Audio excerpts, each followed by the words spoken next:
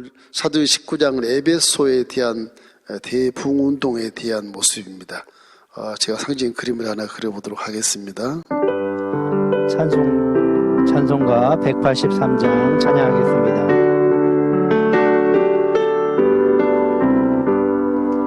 빈들의 마른 풀같이 시들은 나의 영혼,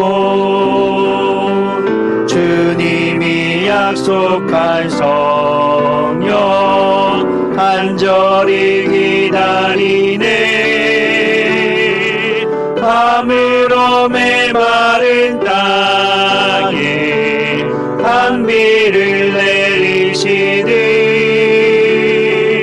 성령의 단비를 부어 새 생명 주옵소서. 그래서 바울은 항상 예루살렘 교회, 이 본 교회에, 이게 갈릴리 호수고요, 이게 이제 사해 호수인데, 예루살렘이 본교회에 항상 본부를 두고 이 예루살렘과 신앙 노선을 같이 하고,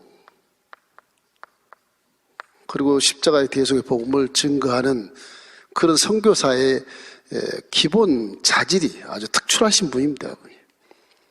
자기만 능력을 받아서 내가 수천 교회를 개척을 하고 내가 왕이다, 그런 개념이 아니고 완전히 그냥 하나님의 그 종의 모습으로 하늘만을 바라보는 거, 땅을 바라보지 않고, 예루살렘 교회 본부를 항상 존경하게 여기고, 비록 여기 안디옥의 목사였지만, 시리아의 안디옥의 목사였지만, 신라도 마찬가지로 로마 시민권을 갖고 있어서도 항상 예루살렘의 연결고리, 아주 긴밀한 협조를 통해서 구제도 하고 신앙 노선도 함께 하고 서로가 협조해서 하나 되는 그런 성령 역사를 언제나 이렇게 결과를 만들어내요. 나중에 굉장히 칭찬을 받게 되는데, 이 1차 전도행이야, 여러분 잘 아다시피 이 바울과 바나바가 함께 구브로로 떠나서, 키프로스입니다마는 구브로로 떠나서 총독을 전도하고 바보에서 버가로 오죠. 버가. 그림이 조금 동쪽으로 옮겨졌지만 이 정도입니다. 버가로. 버간고에 와서 비시디아 안디옥, 여기도 안디옥이 있어요. 비시디아 안디옥. 안디옥에서 이고니온에 와서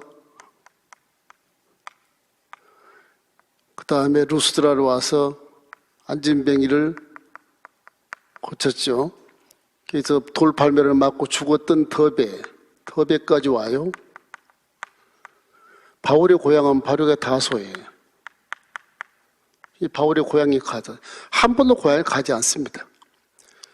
다시 돌아와서 1차 전도에 다시 돌아와서 여기 아소, 지금 안탈리아라고 하는데, 아소 굉장히 휴양 도시, 여기가 아소를 거쳐서 바로 배를 타고 안디옥으로 와요. 그래서 예루살렘 공회에서 소환을 시켜서, 공회에서 이제 왜 터키 이방 사람들이 형제와 자매를 그렇게 하느냐, 할례를 안 받았잖냐, 이런 할례 논쟁이 생겨서 예루살렘 공회가 이제 결정을 지어져서 이 조율된 공문을 가지고 2차 전도행은 이제 바울과 실라가 육지를 통해서 올라가죠.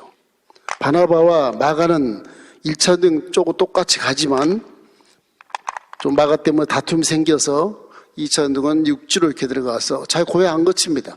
공문수와 함께 더베를 가서 제 아들을 격려하고 루스드라의 제 아들을 격려하고 이고니온을 격려하고, 그리고 생각하니까 자기 동족을 위해서 전도하고 싶은 생각이 드는 거예요.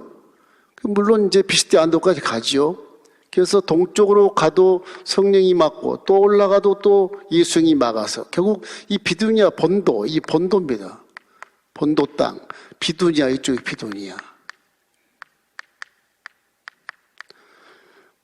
결국 본도에서 이렇게 막음으로 결국 서쪽으로 와서 드로아에 와가지고, 드로아에 와서 마게도니아의 환상을 봅니다. 마게도니아의 환상을 봐서 결국 배를 타고 사모드라게를 거쳐서 네아폴리에 가서 네아폴리 이 항구를 지금도 가도 굉장히 큰 항구입니다. 가서 빌립보에 가서 결국은 빌립보 교회를 세우죠. 아주 바울이 가장 사랑한 빌립보 교회, 또 자주장사 누디아가 있고 그런 곳이죠. 그 한수 가족이 빌립보 교회 멤버가 되고, 그 다음에 데살로니가, 기부인들이 사는 데살로니가 부자고, 데살로니가 베레아도 부자입니다. 베레아도 로마 제국의 군인들이, 고관들이 함께 살았던 곳이기 때문에 굉장히 부유해요. 빌립보는 좀 약하지만 결국 베레아까지 왔을 때 유대인들이 자꾸 돌을 팔며가지고 쫓아오잖아요. 그래서 결국 그 동족들 때문에 맞아 죽게 생겼으니까 결국에 디모데와, 여기서 배웠던 디모데 있죠. 루스드라에서 만났던 디모데 제자를 함께 실라 여기 놔두고 바울은 그냥 배 타고 바다로 와서 이렇게 결국 아덴까지 오는 거예요. 지금이 아테네, 아덴에 와서 철학자들 앞에서 논쟁을 하니 전도가 안 되죠. 그 듣겠습니까? 전도가 안 돼서 너무 속이 상한 거예요. 고린도 내려와서 한 1년 6개월 동안 고린도에서 상당한 그 목회에 대한 희망을 가지고 산에 있는 그런 1000명의 여사제들이 고린도 항구 전체를 다 이렇게 우상시하고 쾌락을 즐기게 하고, 이런 음란이 심하고 이런 것들을 바라보고 있어요. 우상의 도시에서 바울이 1년 6개월 동안 열심히 목회를 하고 전도해서 많은 사람을 구원하고, 그리고 때가 이름에 아덴에 와서 갱그리아에 와서 머리를 빡빡 깎습니다. 서운을 생각하면서 머리를 빡빡하고 결국은 배를 타고 이제 에베소로 갑니다. 에베소, 터키 땅입니다. 에베소로 다시 왔을 때 여기 잠깐 들려서 회당에서 강론하고 그냥 바빠서 배를 타고 나와서 바로 가이사랴로 가요. 가이사랴. 한국으로 가서 예루살렘에 가서 안부를 묻고 안디옥으로 올라가죠. 자, 오늘은 이제 여기서 3차 전도행이 시작되는 겁니다. 3차 전도행. 3차 전도행이 안디옥에서 출발하는데 똑같이 2차와 함께 육지로 통합니다. 육지로. 더베, 루스트라, 이고니온, 갈라디아라고, 처음으로 갈라디아가 나오는데 갈라디아. 이 주예요. 갈라디아 주. 이쪽에는 그 갑바도기아라 그래서 여러분이 희한하게 생긴 그 지형들을 볼 수가 있어. 이런 갈라디아 쪽으로 전부 이렇게 전도로 가다가 바로 에베소로 내립니다. 2차 전도행 때 기억했던 에베소. 여기는 에베소는 이제 항구이기 때문에 엄청나게 로마 제국 하에서나 헬라 제국 하에서나 나중에 보면 이게 무역이 성행해서 굉장히 잘 사는 곳입니다. 상업이 발전되고 항무이 발전돼서 아주 부유하고 화려한 그런 도시였다, 이렇게 볼 수가 있어요. 그래서 철학 전통을 이 그리스도 받아가지고 에베소도 굉장한 철학자들이 많았어요. 삶 자체가 철학자들이 많았어요.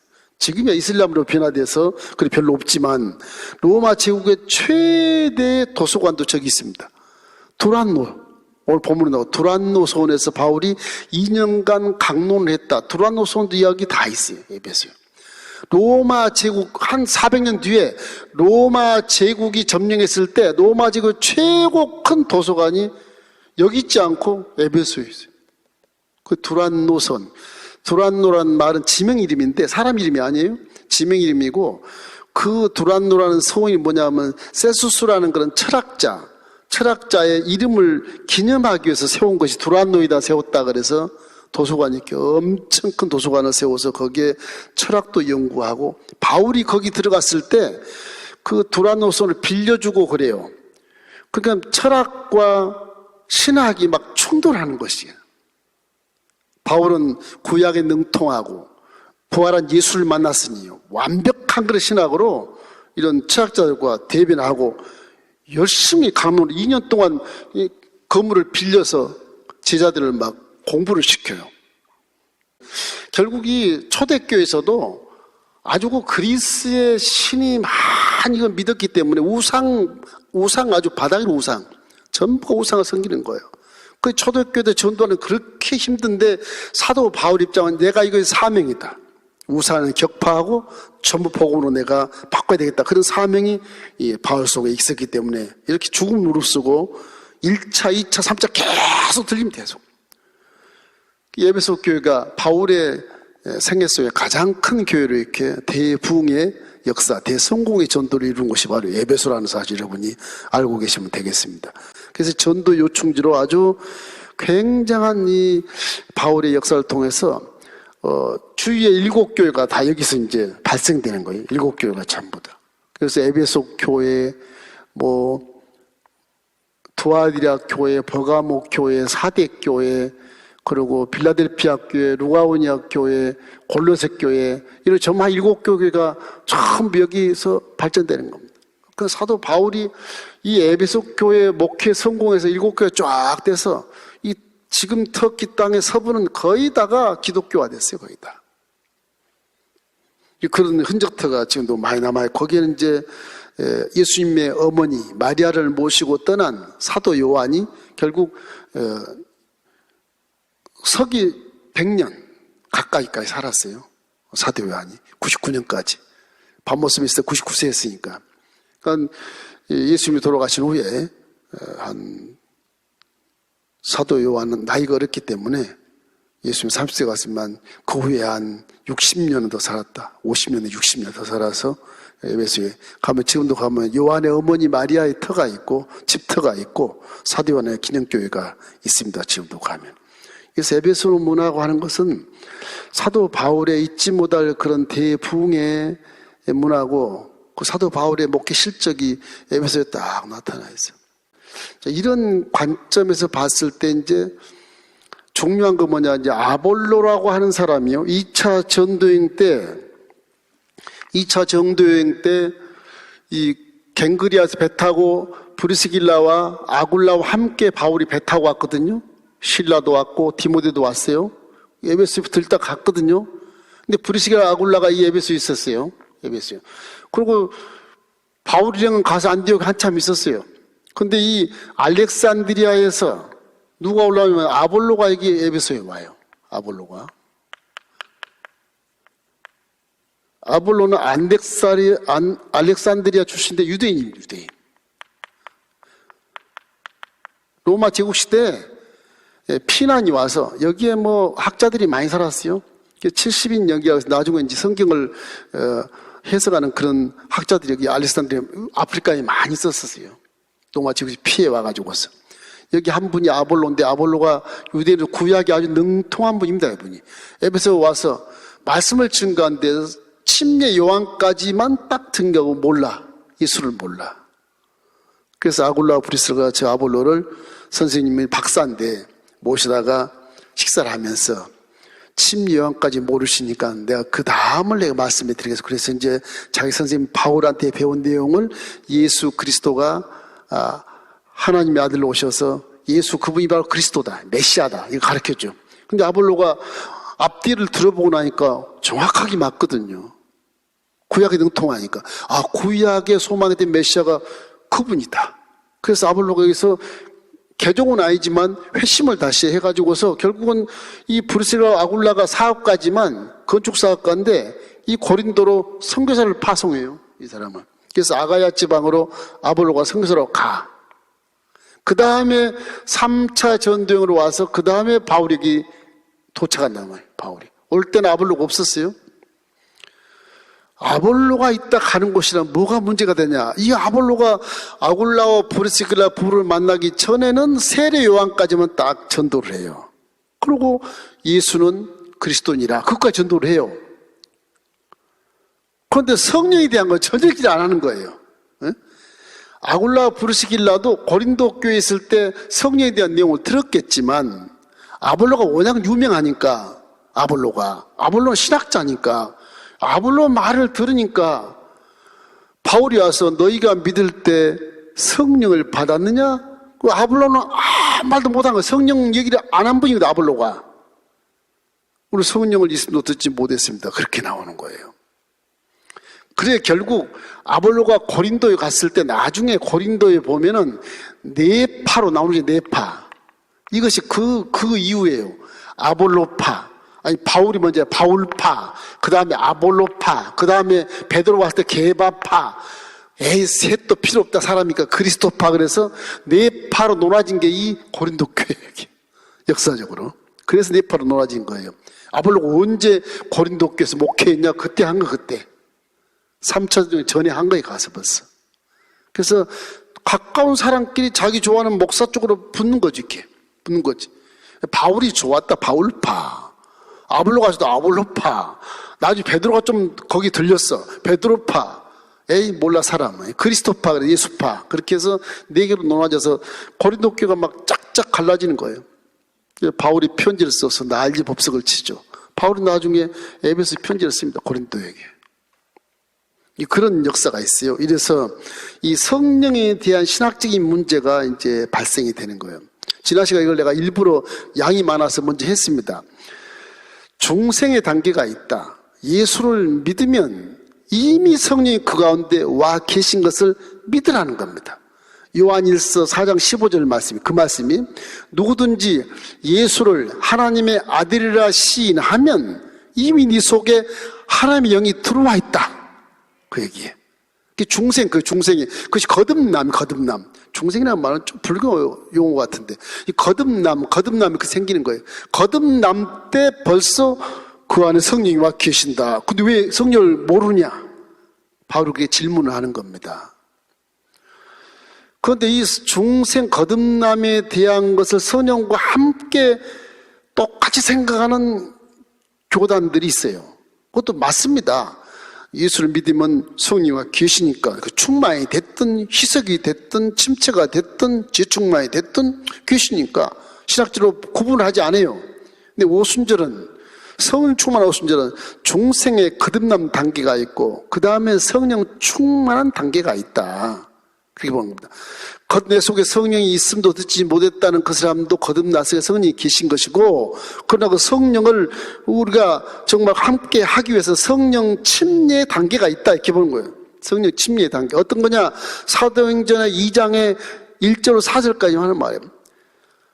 오순절에 열심히 기도할 때, 열흘 기도했는데 성령이 충만히 와서 급하고 강한 바람 같은 것이 샥 스치고 머리부터 발까지 쫙 통과하고 불같이 갈라진 각 사람 머리에 이렇게 불이 임해서 타지도 않고 눈물을 뿌리고 회개하고 통고하며 방언을 했다. 이것이 성령 세례, 성령 침례 그런 모습이다. 그래서 믿으면 중생에서 거듭나서 성령이 와 계시지만은 성령과 함께 동행하고 느끼고 함께 사역하기 위해서는 성령 충만을 받아야 된다. 그것이 뭐냐? 기도다. 기도를 많이 해봐. 네 안에 성령이 일어서서 눈을 들어 보게 하고 귀를 들어 듣게 하고 마음을 들어 깨닫게 주시는 것이다. 함께 간다. 성령이 언제나. 볼지어다 세상 끝날까지 내가 너와 항상 함께 있으리란 그 말씀에 척척 들어맞는 거예요. 그래서 사도행전 18장 24절 25절 말씀이 아볼로 말이 나오는데 한번 읽어보죠. 알렉산드리아에서 난 아볼로라 하는 유대인이 예배소에 이르니 이 사람은 언변이 좋고 성경에 능통한 자라. 그가 일찍이 주의 도를 배워 열심으로 예수에 관한 것을 자세히 말하며 가르치나 요한의 세례만 할 딸입니다. 요한의 세례만 할 딸입니다. 많은 걸 배워서 예수가 그리스도인지 믿겠는데 침례는 요한의 침례밖에 모르는 거예요. 그래서 아골라 브리스가라가 다 또 가르쳐 주는 거예요. 그렇게 해서 아볼로가 신학자였지만 이 사람이 고린도에 가서 이렇게 잘 가르침으로 아볼로파가 생겼단 말이에요. 파가 이런 거예요. 그래서 아볼로 영향을 받은 교인들이 에베소 교회에 많이 있어서 성령을 모르는 거예요. 성령을. 그래서 바울의 성령을 강하게 역사에서 아주 체험적으로 알게 만들어 주는 것입니다. 그 다음에 이제 2단의 경기가 있어요. 2단. 그래서 여기는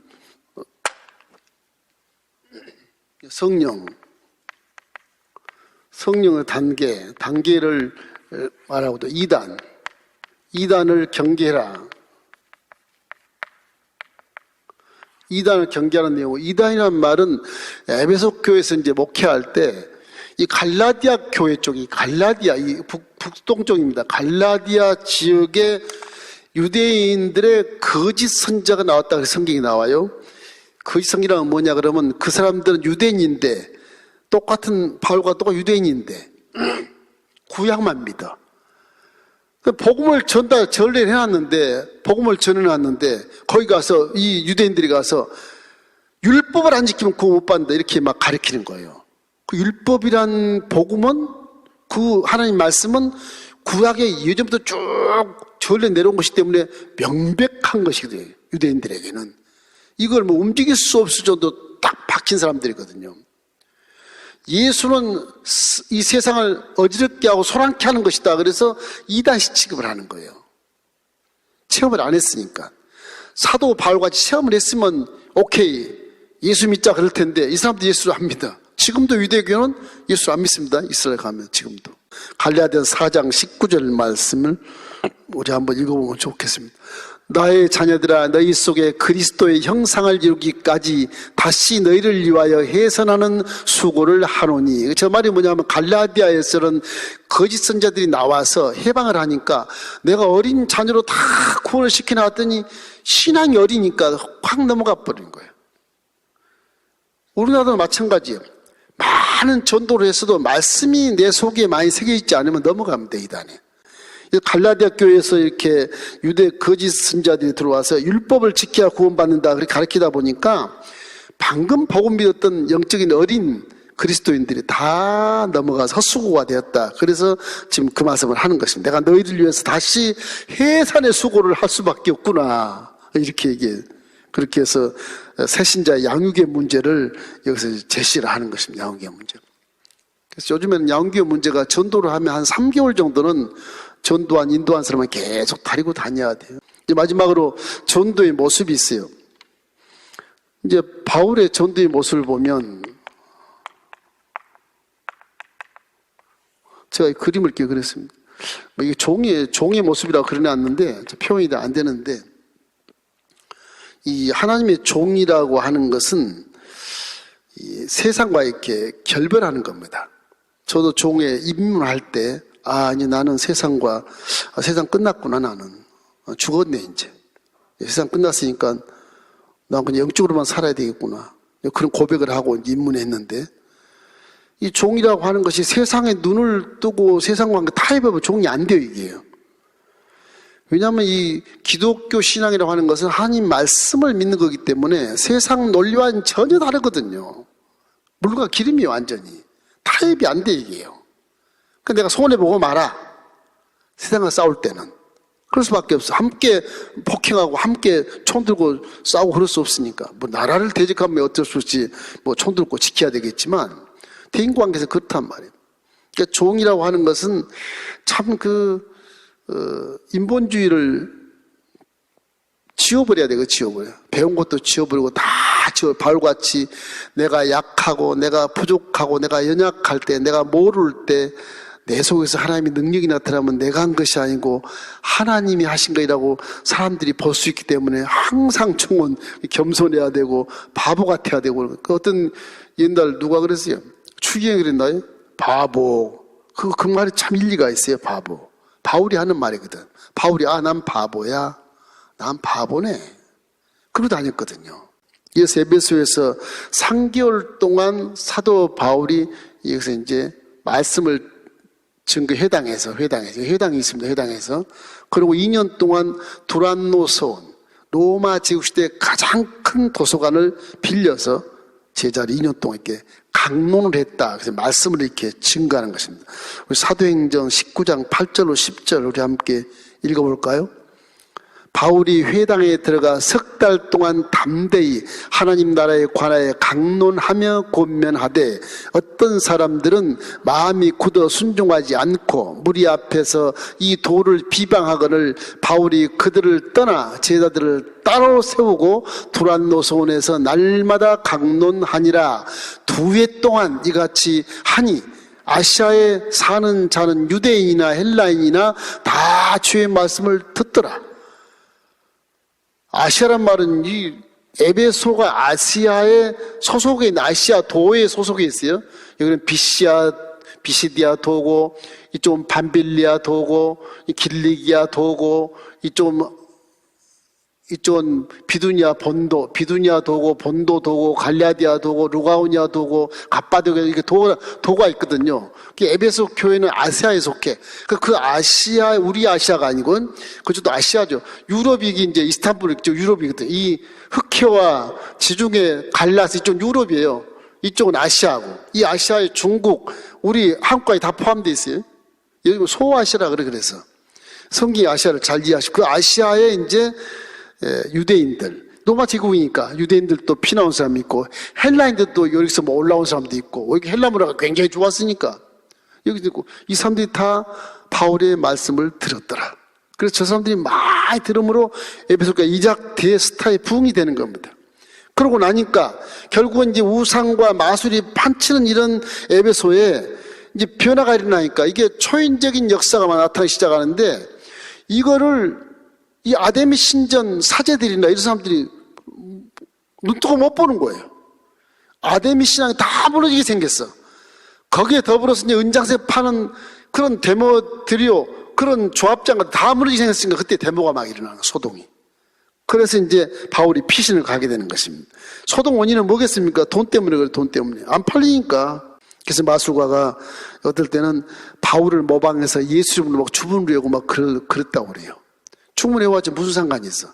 예수님은 인격으로 믿어야 역사가 일어나는데 조술처럼 예수 이름으로 바울처럼 막 기도해보는 거야. 안 되잖아요.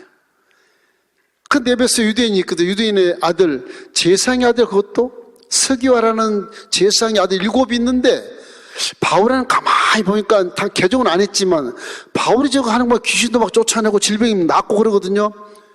돈 주고 살려고 그래. 돈 주고 파는 것이 아니다 이놈아.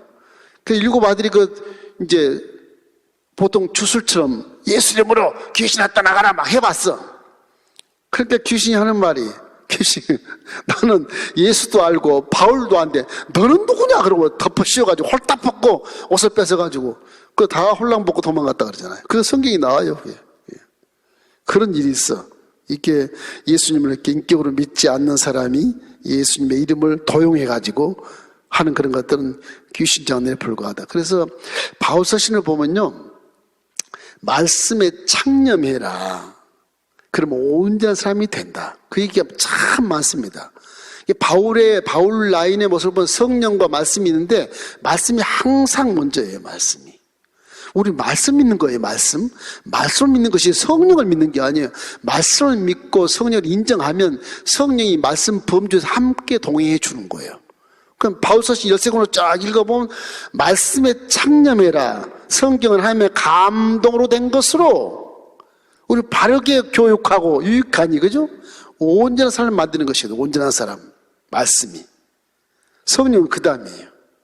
이래서 말씀에 대한 그 창념을 대한 것을 로마 서신에 쓰고 있고 디모데 서신에 많이 나온다는 말이. 이래서 결국은 소동이 일어났을 때 이제 아까 읽은 것처럼 이 마게도냐서 와 있던 가이오와 여기 아리스타고가 잡혀서 나갈 때 바울이 쫓아가서 변론하려고 그러니까 사람들이 다 말려요. 그렇게 하지 마시라고. 나중에 이제 거기에 총독이 다 그걸 해결해서 조용하게 만들게 된 것입니다.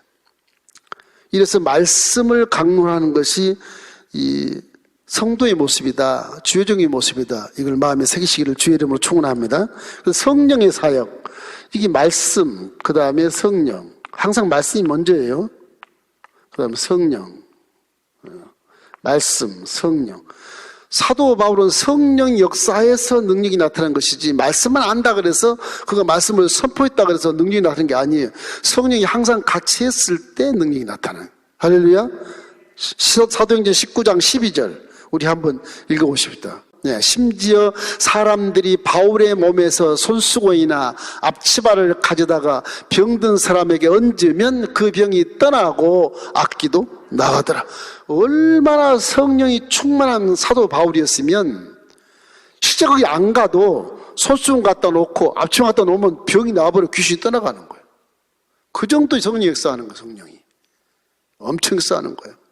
성령의 역사는 항상 말씀과 함께 하는 것입니다. 이렇기 때문에 성령 받고 뭐 천방지축 뛰어다니고 질서를 모르고 이런 것들은 성령을 잘못 받은 거고 말씀을 몰라서 그래요.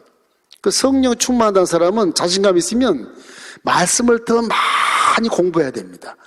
말씀을 많이 알면 성령이 하신 것을 말씀 속에 대체해보면 금방 할 수 있어요. 사람들이 말씀을 알면서도 빙자해서 자기가 신령한 것처럼 하다 보니까 그런 현상이 벌어지는 거예요.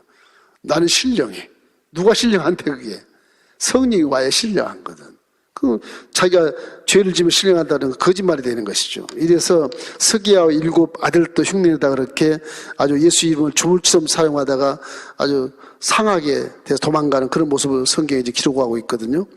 이렇기 때문에 예수님을 구주로 모신 사람은 예수님을 한 인격으로 받아들여서 우리가 예수님과 함께 성령과 함께 말씀과 함께 살아가는 것이기 때문에 이 바울이 빌립보에서 기들린 소녀를 이렇게 치료하고 또 나중에 로마에 갈 때 이 멜리데 섬, 시칠리아 바로 멜리데 섬에서 276명의 사람이 다 살아나는데 그 밤 너무 추워서 불 켜는데 밤에 독사 가서 탁 바울 손을 물었거든요. 손목을 물었어요. 아무렇지도 않고. 그래서 바울이 하는 말인 거예요. 믿는 자들에게는 표적이 따르니 무슨 독을 마실 자도 해를 받지 아니한다. 바울이 직접 체험한 것이거든요. 그래서 그런 말씀을 주님의 말씀을 믿게 된 것입니다. 이래서 성령의 사역이 항상 우리는 함께해야만 기독교는 산다. 항상 성령으로 충만하기를 주의 이름으로 축원합니다. 그다음 눈물의 기도. 이 기도, 이 세계는 항상 삼일체 같죠. 이게. 기도해야 돼. 기도 안 하면 문제가 없어. 기독교는 기도해야 성령도 움직이시고 기도해야 말씀이 움직여요. 기도 안 하면 응답이 없어요.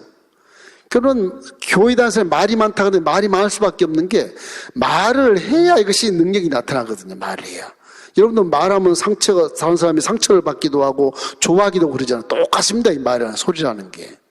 부르짖을 때, 외칠 때, 공포하고 선포할 때 상태가 변화되는 거예요. 할렐루야? 그리고 똑같은 거예요. 말이라는 게. 이 말이 권세가 있어 그래요. 하나님 창조주께서 말씀으로 세상을 지은 것처럼 여러분의 말도 변화를 시킬 수 있습니다. 상대가 변화하잖아요. 안 믿었던 사람이 열심히 설명하게 나를 믿게 되잖아요. 에? 변화가 오는 변화가. 미워한 줄 알고 말 한마디 하면 상처받아고 도망가 버리고 상처받았으면 막 끙끙 앓고 말이 권세가 있는 거예요. 이게. 그런 것처럼 기독교의 하나님 말씀은 더욱 권세가 크기 때문에 이 말을 하는데 기도를 많이 해야 된다. 기도. 눈물 흘린 기도로. 사도행전 23장 30절 말씀이 그 말씀이에요. 그러나 이 사람을 해하려는 관계가 있다고 누가 내게 알려주기로 곧 당신께로 보내며 또 고발하는 사람들도 당신 앞에서 그에 대하여 말하라 하였나이다 하였더라. 이 말이라는 게 이렇게 중요하다는 거예요. 여기 3년이나 밤낮 쉬지 않고 눈물로 각 사람을 훈계했던 것을 기억해라. 이것이 이제 나중에 3차 돌아올 때 이 멜데 항구에서 이제 장로들에게 하는 고별 설교에 나오는데 내가 에베소 교인들을 위해서 네 장로들을 위해서 3년 동안 내가 눈물로 기도했다 그런 말이 나와요. 3년 밤낮 쉬지 않고 눈물로 각 사람을 훈계했던 것을 기억해라. 그래서 내가 떠나도 장로 여러분이 교회를 잘 다스리고 성도를 잘 돌봐야 된다. 많이 기도해야 된다. 이런 유언의 말씀을 남기고 떠나거든요. 이 기도라고 하는 것은 어떻게 해야 되냐. 나는 무력합니다. 나는 못합니다. 나 능력이 없습니다. 그렇게 마음을 가지고 하나님께 이렇게 의지하는 거예요. 기도가. 싸우는 게 아니고 우리 많이 싸우는데 하나님 나와봐. 왜 응답 안 주는 거야? 이렇게 싸우는데 그거는 기도의 모습이야. 기도는 항상 나는 연약하고 피조물이고 하나님의 아들, 딸이고 그러면 하나님께 의지하는 마음으로 기도를 해야 돼. 반항하고 싶어도 하나님 내 마음 아시지요. 날 불쌍히 여겨주세요. 그런 식으로 해서 하나님 마음을 반항심으로 하지 말고 항상 감사하는 마음으로. 그러니까 아무것도 없나 하지만 모든 일에 기도를 하되 감사함을 하나님께 아뢰라 그러잖아요. 빌립보 교인들에게. 그런 것처럼 기도를 그렇게 해야 되는 것입니다. 왜냐하면 영혼을 구원하는 일, 모든 문제를 해결하는 일, 환경을 바꾸는 일은 하나님께 있기 때문에 내가 못 바꾸거든요. 그러니까 지금 코로나 바이러스 이것도 기도를 열심히 해서 하나님이 이 코로나19 바이러스를 다 쓸어버려 주소서. 성령의 태풍이 다 불어서 도망가게 하소서. 이렇게 기도하는 것이 원칙이에요, 원칙. 걱정과 염려는 버리고 그 기도하면 우리가 믿는 하나님이 전능하시기 때문에 그렇게 해주신다고 하는 것입니다. 그럼 기도로 많이 해결을 해야 돼요. 우리나라도 기도를 많이 해야 하나님이 역사한다는 것을 믿기를 주의 이름으로 축원합니다. 마지막 사명, 이 세 가지를 가지고 사명을 선언하는 거예요. 그래서 바울 라인이라고 하는 것이 우리 현대 교회에 굉장히 필요한 겁니다. 믿는 자가 제 아무리 말씀이 많고 제 아무리 성령이 충만하고 제 아무리 기도를 많이 해도요, 사명감이 없으면 내 개인 구멍만 채우는 게 돼요. 이 기복신앙이 되는 거예요. 사명감을 항상 잃지 말아야 돼. 사도행전 20장 23절로 24절 말씀 우리 함께 읽어보십시다. 바울 어떤가? 오직 성령이 각 성에서 내게 증언하여 결박과 환난이 나를 기다린다 하시나 내가 달려갈 길과 주 예수께 받은 사명 곧 하나님의 은혜의 복음을 증언하는 일을 마치려 하면은 나의 생명조차도 조금도 귀한 것으로 여기지 아니하노라. 사도 바울의 모습입니다. 사도 바울의 마음의 모습이 자기 생명도 아끼지 않겠다, 복음을 증거할 때는. 그런 마인드, 사명감을 고치하는 말. 여러분도 각 사람마다 주요종만 그런 것이 아니고 각 성도님들 하나님의 아들, 딸마다 다 새신자가 됐든 집사가 됐든 권사가 됐든 안수집사가 됐든 장로님이 됐든 간에 다 사명이 있어서 택하신 것이고 사명이 있어서 이 자리에 존재케 하신 것입니다. 사명이 있어서 지금 가정에도 여러분 예배 드리고 있는 거예요. 사명이 있으니까. 그럼 이 사명을 잃으면 안 돼. 그 사명 때문에 세상이 여행하고 있는 것이고 세상에 존재하는 것입니다. 안 그래도 천국에 그냥 있지. 하나님 여기 영혼 불어넣어서 세상에 나오게 할 이유가 전혀 없는 거예요. 이 때문에 항상 나는 사명자다. 하나님 나 쓰신다. 이런 믿음을 갖고 자존감을 가지고 사시길 주의 이름으로 축원합니다. 바울은 성령의 메인바디여서 나는 예루살렘에서 내가 착고에 치여서 죽는 한 있어 나는 로마 가이사랴에 가야 되겠다. 그러고 올라가잖아요. 빌립 집사인 네 딸이 예언하고 아가보라는 사람이 예언했는데도 불구하고 예루살렘 가면 당신 감옥에 들어가 죽소. 나의 심령의 메인바디여서 나는 그렇게 할지라도 난 가이사까지 가기를 각오한다. 그래서 베리스 총독이나 여러 가지 총독의 그런 감옥에서 2년 동안 있다가 총독들 많이 만나서 재판을 받으면 나는 가이사한테 가야 돼. 왜? 난 로마 시민권을 갖고 있어. 난 가이사한테 가야 돼요. 그래서 못 죽이고 로마로 보내는 앞속에서 보내는 거예요. 그래서 로마까지 간 거예요, 그게요. 대단한 거지 않습니까? 사명을 위해서 가니까 하나님이 그렇게 보내시는 거예요. 그러니까 이렇게밖에 할 수 없는 이유가 무엇일까? 사도 바울이 사명감이 특출해서 그런 것인가? 물론 그렇지만 사도 바울 마음에는 뭐가 있냐 그러면 빚진 자예요. 빚진 자. 우리는 빚진 자다. 나는 빚졌다. 빚진 자. 그래서 사도 바울이 빚을 갚기 위해서라도 나는 사명을 다해야 된다. 그런 기가 막힌 그 은혜의 그 마음을 항상 갖고 있어요. 다윗처럼 그러므로 항상 은혜를 잊지 말아야 돼. 우리 은혜를 잃어버리면 사명이고 뭐고 다 날아가버려요. 내가 입고 먹고 마시는 것만 생각해. 은혜를 기억하면 내가 빚진 자로서 내 죄를 다 용서했으니까 나의 죄지도 다 용서해 줘야지 이렇게 결론이 내려지는데 은혜를 잃어버리면 저건 나한테 죄를 졌으니까 저 감옥에 쳐넣어야 돼. 요것만 생각이 되는 거거든요. 그 대인관계는 그냥 가는 거죠. 대인관계는 원수로 끝나는 거, 원수로. 이기 때문에 처음 마귀 역사는 그렇게 호도를 하는 것입니다. 은혜 잊어버려라. 너를 향한 자는 다 죽여라. 이게 문제가 되는 거. 사람 심리가 복음을 믿는 사람은 십자가를 바라보면 마음이 편해질 텐데 십자가 은혜를 안 바라보니까 자꾸 두려워지는 게 마음이 두려워지는 거예요. 예수님 채찍에마다 피의 대가를 귀신에게 주었으니까 마귀는 우리가 상관이 없다는 그런 말씀을 선포하시기를 주의 이름으로 축원합니다. 이래서 이런 바울의 모습이야말로 온전히 하나님의 부르심에 순종하는 헌신된 그런 일꾼의 모습이다. 그래서 이 종의 모습과 성도의 모습이 같은 것이지만 이제는 만인 제상 시대이기 때문에 종이나 성도나 똑같이 하나님이 자녀를 삼았기 때문에 여러분 특별히 사명을 가진 자로 여기시고 항상 잃어버린 영혼을 죽기로 인도하는 것이 가장 큰 효도라고 하는 사실을 기억하고 전도를 열심히 해야 되는 것입니다.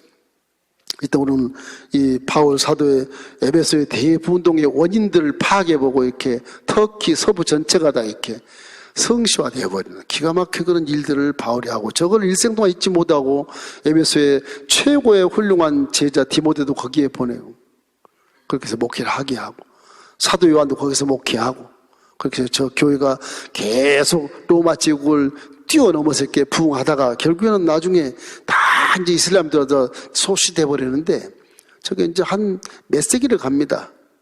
그래서 하나님 역사하는 터키가 지금은 이슬람이 화되어 가지고서 하나님의 땅이 아닌 것처럼 되어 있는데 우리가 열심히 기도하고 또 한국교회가 더 부흥해서 터키도 또 선교사를 보낼 수 있는 그런 교회가 됐으면 좋겠습니다.